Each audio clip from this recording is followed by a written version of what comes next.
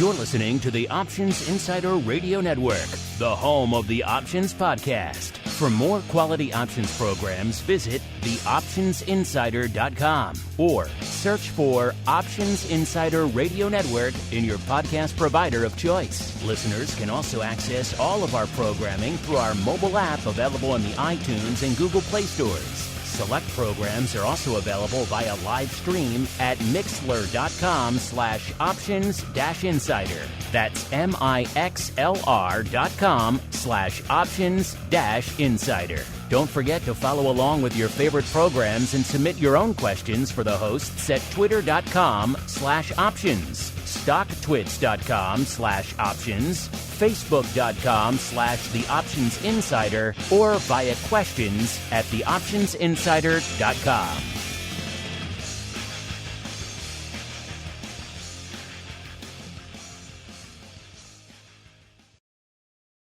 Welcome to the Options Playbook, the program where we break down cutting-edge option strategies and explain how you can incorporate them into your own portfolio. Whether you're looking to grow your capital with some offensive maneuvers or protect your investments with defensive plays, you can find them all in the Options Playbook. The Options Playbook is brought to you by Ally Invest. Anything mentioned today is for educational purposes and is not a recommendation or advice. Options involve risk. Please refer to ally.com/invest/disclosures to review additional risks involved with trading options. Securities offered through Ally Invest Securities LLC, member FINRA and SIPC. Now, let's open the playbook and get started. Welcome to Options Playbook Radio. I'm your host, Brian Overby, Ally Invest Senior Options Analyst and author of the Options Playbook. All right, so let's start with last week's trade. We looked at a trade in AMD, and I'm kind of excited about this trade because what we did was a fig leaf last week. And as you know, with Options Playbook Radio, we don't really get to choose where the stock prices are at because we usually tape it at a traditional time every week. Last week, we taped Options Playbook Radio on a Thursday. The markets were open. And guess what? We're taping Options Playbook Radio today on a Thursday, and the markets are open. The date today is the 24th of June. Last week, it was the 17th. AMD at that point in time was trading just above 83, and we looked at going deeper in the money and buying an actual fig leaf on that underlying stock. Now, they have some news that's in on AMD. NVIDIA, another chip maker, has announced a 4-for-1 stock split. NVIDIA is actually buying someone out. We talked about trying to have a position in on it, waiting for that merger to happen, and hopefully AMD stock will take off after that. But we wanted to limit our risk as opposed to buying 100 shares outright. So we bought an in-the-money option contract as a substitute for buying the stock outright, and we sold a shorter-term call. Now, what makes me excited about this is that the market basically stayed a little bit flat, went down a little bit, up a little bit, didn't really make any big moves. But right now, today, the underlying market is up, and we see NVIDIA trading right now at 85.57. Now, that's a live quote. The markets are moving. And the call that we sold was the 86 strike call. That expiration is the July 2nd expiration. So we are not there. We have a week or so, a week and a day, 6 days worth of trading, I guess is a better way to say it, before that expiration date. So this is a classic example of I did a fig leaf. I've sold that call.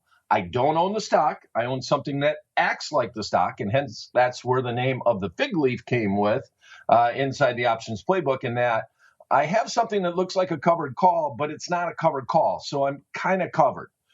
As far as the brokerage firm is concerned, I'm covered. I don't have additional margin above and beyond the net debit that I paid for that trade.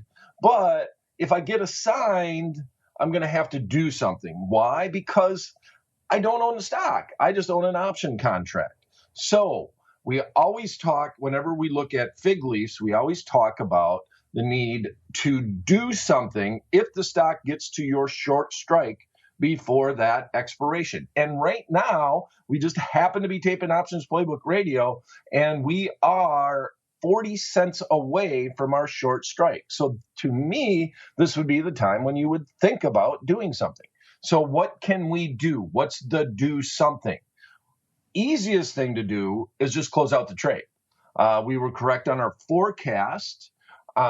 If we want to, take our profit and run, we could do that right now. So if I go and I look at this underlying trade, we went in and put this entire position on last week for a net debit of 1606.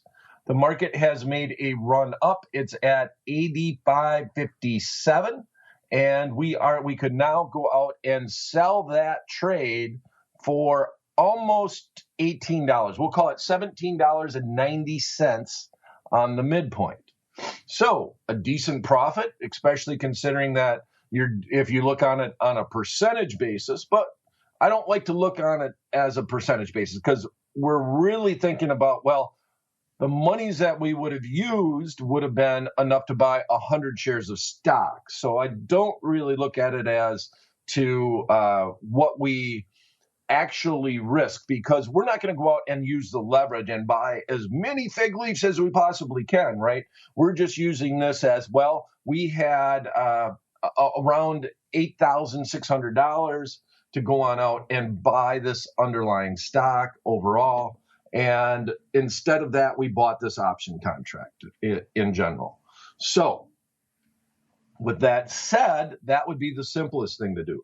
But in most cases, we would go out and roll this position. I have a section inside the Options Playbook that is titled How We Roll. It's also in optionsplaybook.com under the tab Managing Positions.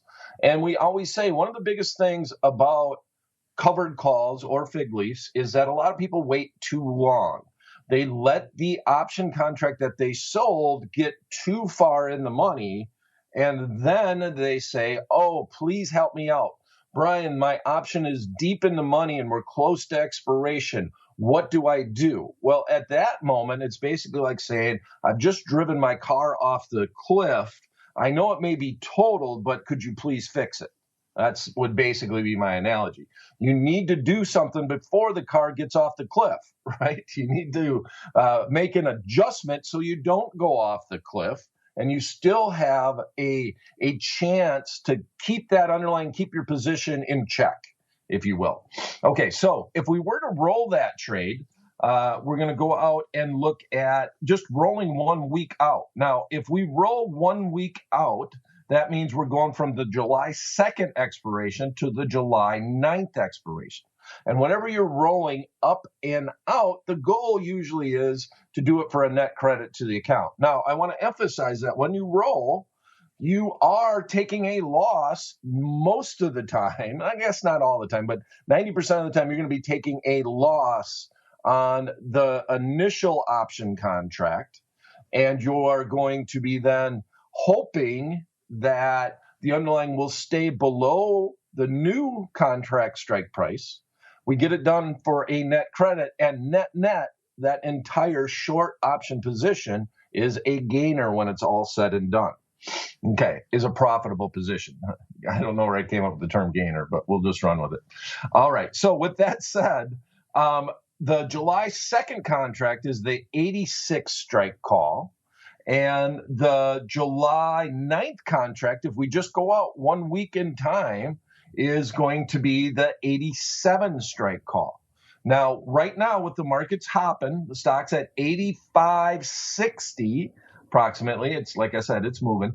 We can get this done for a net credit of 11 cents to the account. Now, we're not doing it to necessarily bring in a net credit, like a profitable thing. We're just trying to avoid assignment. So we can add 1 point onto our strike, lower the likelihood that we are going to be assigned, and just add 1 week of time to our expiration date. So the July 2nd is about 8 days away. we're about 40 cents from the strike price. Now is the time to think about rolling the position, or what am I going to do if it actually gets to our strike? And as I mentioned, the first one was we could just sell it and move on. Second one was we could roll it. Now, if I'm willing to go out further in time, if I think I need to get a little bit further away, AMD actually has weekly contracts, as you probably know. And if we wanted to, we could go out one more strike up and go out one more week. Actually, if we go to July 16th, the July 16th expiration as opposed to the July 9th expiration, we can go up to the 89 strike call. And right now, we can get that done for very close to even. Not a net credit to the account. It would either be a 1 cent debit or a 1 cent credit to the account. And once again, we're just trying to avoid assignment. So this might be a better option in your mind, because we're going to go up one more point and we're going to go out one more week. So quite simply, if we're rolling our option position, what would be done, the way the order entry would be made is that we're buying to close the July 2nd 86 strike call, and then we would be selling to open. In this instance, I'll use the last example, the July 16th 89 strike call, and we're going to do this for, let's say, a net credit of 1 cent to the account. A lot of people would just like to get a very minimal credit overall. Might be a little tough because the midpoint is at even right now. But with that said, it's a very liquid underlying, and maybe you could get it done for a net credit of 1 cent to the account. But that is the concept. If I have a fig leaf on, we've done quite a few of them and talked about them, but we've never had a situation where the stock was right at the strike price when we were taping Options Playbook Radio to just talk about how we roll that position. And we have a very interesting scenario. Now, this is a good thing, right? Overall, we want the stock to go up in price. It would be nice if it would have just go up, just stop right here and wait one more week before it continued on up, right? We were just a little bit off on our timing, if you will, on our expiration date. I'd feel pretty comfortable if we could wait one more day and Friday and just say, okay, I hope it actually stays below that 86 level. But that's not the case. So life happens. We have to roll this position, or we have to close this out and move on. In my scenario, I would probably roll it. But as always here on Options Playbook Radio, it is not meant to be a recommendation. Okay, so what has happened in the markets over the last couple of weeks? We've really seen a switch from the financials actually kind of leading the way ever since the Fed has spoke.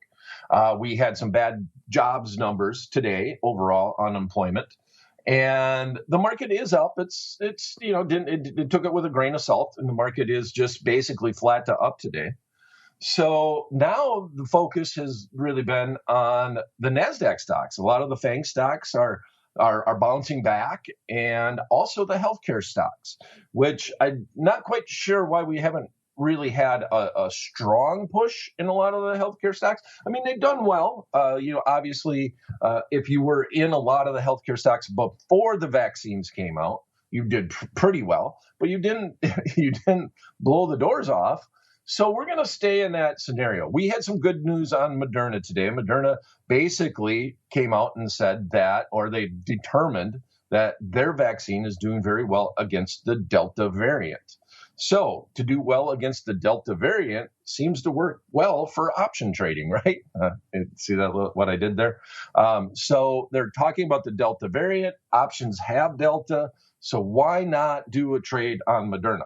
And I want to take this opportunity, as always on Options Playbook Radio, as a way to look at a strategy that we've talked about and a hedge that we've looked at, where we put on a long call spread, and if the market goes against us, we roll it into a butterfly.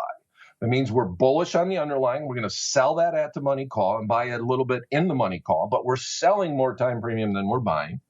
And we're going to flip it. We're going to do the same type of trade, but we're going to use puts. And I want to show that this is possible.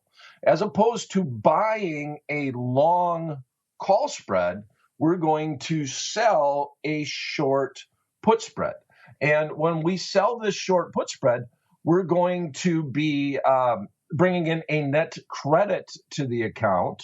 We're going to be doing the very similar strikes as if we had picked the long put spread. We're going to have the exact same profit and loss graph basically as the long call spread.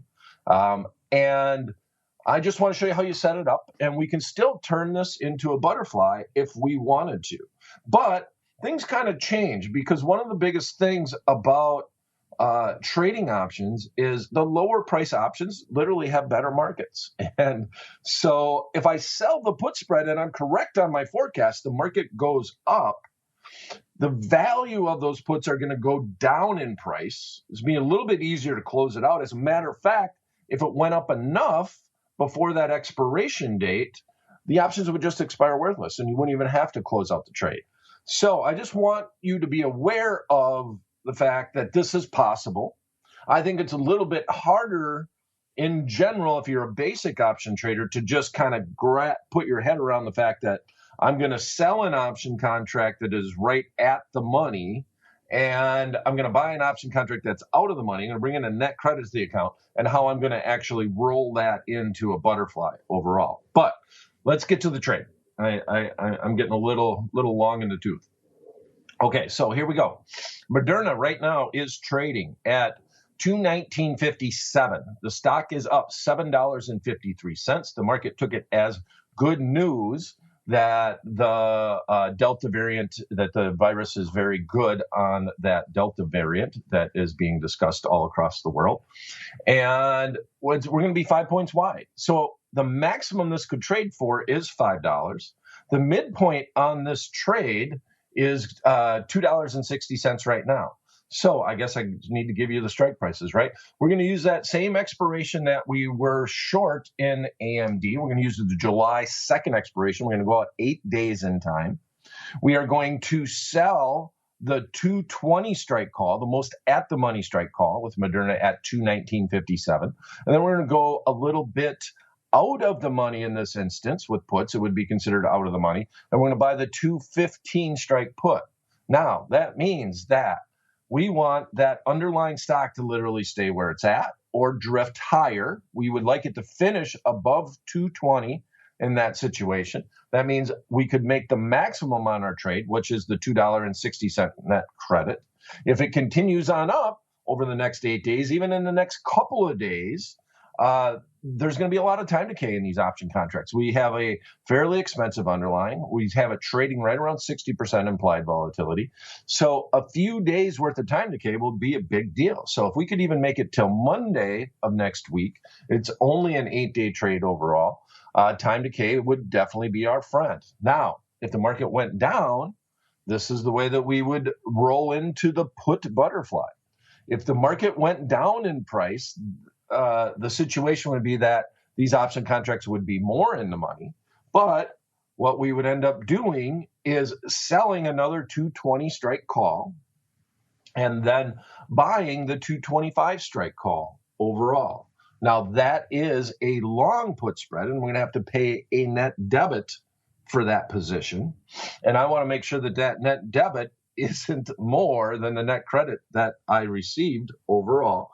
But if it's a little bit more, that's okay, because if that does happen, I still have a chip in a chair. I still have a chance.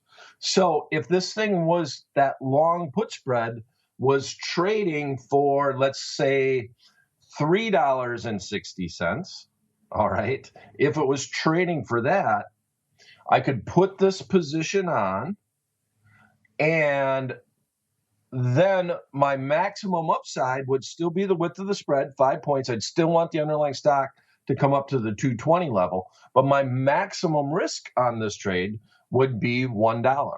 overall. Why? Because I brought in a $2.60 credit. I put this position on for a $3.60 net debit. I'm down $1, but I still have a butterfly position on. So how would I address this? Well, I want to see what my net debit would make me comfortable. What type of risk would make me comfortable? I want this underlying to run, and I want to give it time to run. But if it goes against me and I see this thing trading, my long put spread trading for $3.60, maybe $4, I am going to then go in and put that position on, and I am going to have an overall butterfly to my account with a limited net debit of risk to that position overall. All right. So you're going to have to work that one out. You're going to have to go back. And if you look at, we did quite a few long call spreads where we did it the opposite way. And it's much easier to think about it if you're going to be long using calls. This is just an alternative if you're using puts. And if you're more bullish, if you actually think the underlying is going to go up, well, obviously you sell a put spread, it's much easier to manage because if the underlying goes up, the options could just expire worthless, and then you don't have to do anything to actually close out that position overall. So it's an interesting way to approach that trade, but it's a lot harder to understand from the put side. All right. Well, that's it for this episode of Options Playbook Radio. If you have a topic you'd like us to discuss on the show or a question you'd like us to answer on the program, you can send them directly to me at theoptionsguy@invest.ally.com. Thanks for listening. We'll be back at the same time, same place next week. Until then, may all the options you bought finish in the money and all the ones you sold finish out. The Options Playbook is brought to you by Ally Invest. Anything mentioned today is for educational purposes and is not a recommendation or advice. Options involve risk. Please refer to ally.com/invest/disclosures to review additional risks involved with trading options. Securities offered through Ally Invest Securities, LLC, member FINRA and SIPC. You're listening to the Options Insider Radio Network, the home of the Options Podcast. For more quality options programs, visit theoptionsinsider.com or search for Options Insider Radio Network in your podcast provider of choice. Listeners can also access all of our programming through our mobile app available in the iTunes and Google Play stores. Select programs are also available via live stream at mixlr.com/options-insider. That's mixlr.com/options-insider. Don't forget to follow along with your favorite programs and submit your own questions for the hosts at twitter.com/options, stocktwits.com/options, facebook.com/theoptionsinsider, or via questions@theoptionsinsider.com.